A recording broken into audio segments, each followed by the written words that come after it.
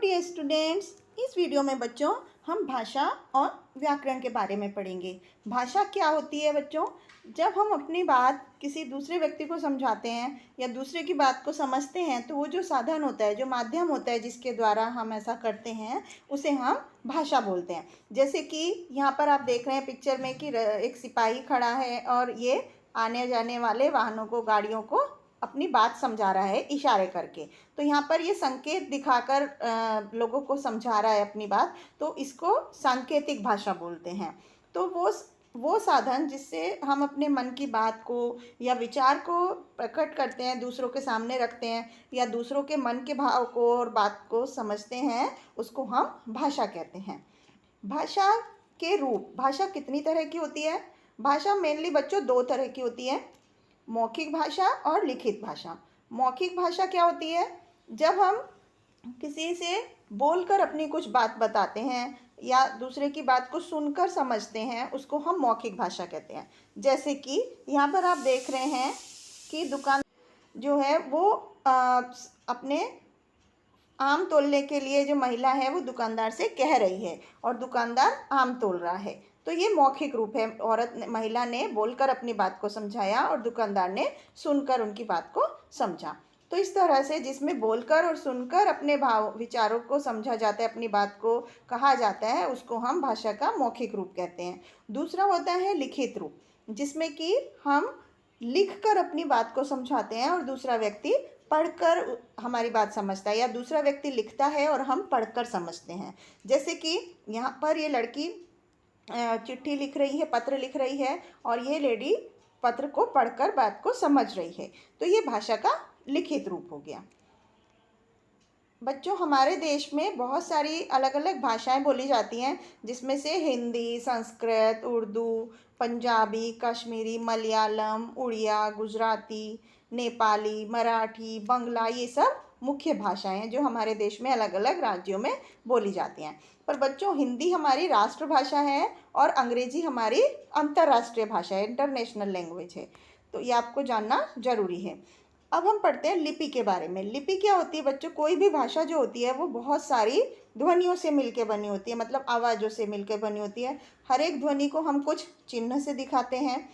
इन चिन्ह को जो लिखने का तरीका होता है उसे ही हम लिपि कहते हैं। तो कुल मिलाकर किसी भाषा के लिखने का जो तरीका है उसको ही हम लिपि कहते हैं। तो हिंदी, हर एक भाषा की अलग लिपि होती है। जैसे हिंदी भाषा की देवनागरी लिपि है, अंग्रेजी की रोमन है। अब हम पढ़ते हैं व्याकरण भाषा को। व्याकरण क्या होता है? किसी भी भाषा को शुद्ध रूप से लिखना, पढ़ना और बोलना, जिसके द्वारा हम सीखते हैं, उसे हम व्याकरण कहते हैं। मतलब कोई भी भाषा हम बोल रहे हैं, पढ़ रहे हैं, समझ रहे हैं, लेकिन सही तरीके से जिसके द्वारा हम भाषा को लिखना, पढ़ना, बोलना सीखते हैं, उसे ही हम व्याकरण कहते हैं।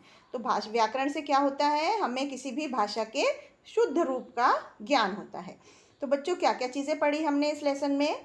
भाषा क्या होती है? अपने मन के भावों को और विचारों को एक दूसरे से हम जब शेयर करते हैं, बांटते हैं, तो उसको हम भाषा कहते हैं। और भाषा के दो रूप होते हैं, मौखिक और लिखित। और जब हम बोलकर अपनी बातों को बताते हैं उसे मौखिक रूप कहते हैं, और जब हम लिखकर और पढ़कर अपने विचार व्यक्त करते हैं या समझते हैं, उसको हम लिखित रूप कहते हैं। और भाषा का जो लिखने का ढंग होता है वो लिपि कहलाता है। और व्याकरण से हम भाषा के को अच्छी तरह से शुद्ध रूप से लिखना, पढ़ना और समझना सीखते हैं। तो इस तरह से ये भाषा और व्याकरण के बारे में हुआ। अब हम इसको कुछ एक्सरसाइज की हेल्प से समझते हैं। जैसे यहाँ पर कुछ चित्र दिए गए हैं, अब इसमें हमें बताना है कि भाषा के किस रूप का प्रयोग हुआ है। जैसे आप यहाँ देख रहे हैं तो ये फ़ोन पर बात हो रही है, तो ये बोलकर और सुनकर समझ रहे हैं, तो ये हो गया मौखिक भाषा। इसी तरह से यहाँ पर लिखकर बताया जा रहा है, तो ये हो गई लिखित भाषा। और इसमें भी पढ़कर बताया जा रहा है, तो ये भी लिखित भाषा के अंतर्गत आता है।